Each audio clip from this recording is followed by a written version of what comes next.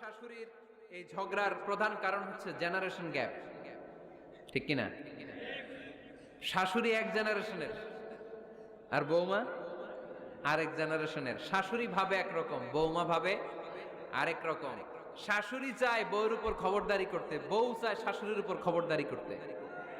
এই ডমিনেটিং এর কারণে কিলাকিলি আছে না নাই? আহা, এটা ঠিক না।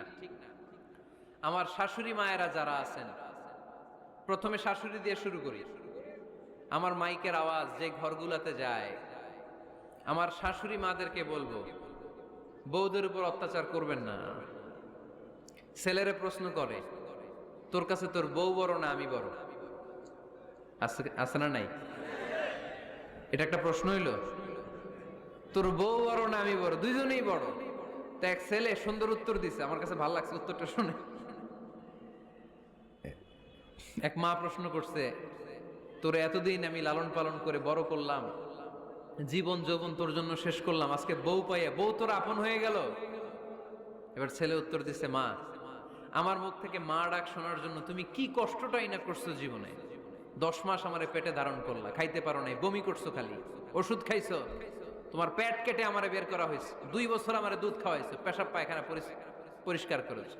বয়স যখন 3-4 তখন তোমার আমি মা ডাকছি, এই মা ডাকটা শোনার জন্য তুমি এত কষ্ট করছো। আর আরেকবারের মাইয়া এই ঘরে আইসাই তোমার মা ডাকা শুরু করছে। যেই মেয়েটা তোমারে মা ডাকে সে আমার আপন হবে না কেন মা? ঠিক কিনা? এই মা ডাক শোনার জন্য তুমি এত কষ্ট করলা, আমার লালন পালন করলা, 10 মাস পেটে ধরলা, পেশাব পায়খানা পরিষ্কার করলা, এরপরে মা ডাক শুনতে পারছো। আর আরেকবারের মেয়ে জানা নাই চিনা নাই এসেই তোমার ডাকা শুরু করছে মা। তো যে আমার মারে মা ডাকে তার স্থান তো আমার কলিজায়।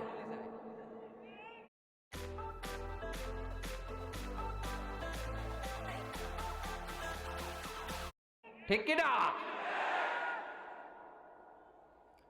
শাশুড়ি আম্মারা যারা আছেন, প্লিজ বৌমাদেরকে কষ্ট দিয়েন না। অনেক শাশুড়ি আছে পান থেকে চুন খসলে রেগে যায়, পদে পদে স্ত্রীর ভুল ধরে, বউয়ের ভুল ধরে, আছে না নাই? এটা করবেন না। সে তো নতুন, আপনার অনেক এক্সপিরিয়েন্স হতে তার সময় লাগবে, তাকে সময় দিন, তাকে ভালোবাসুন, ঠিক কিনা? না বুঝে সামান্যতে বৌমারে বদদোয়া দেয়, এরকম আছে না নাই? কিন্তু বুঝতে চায় না, বৌমারে যদি বদদোয়া দেয় তাহলে তার নিজ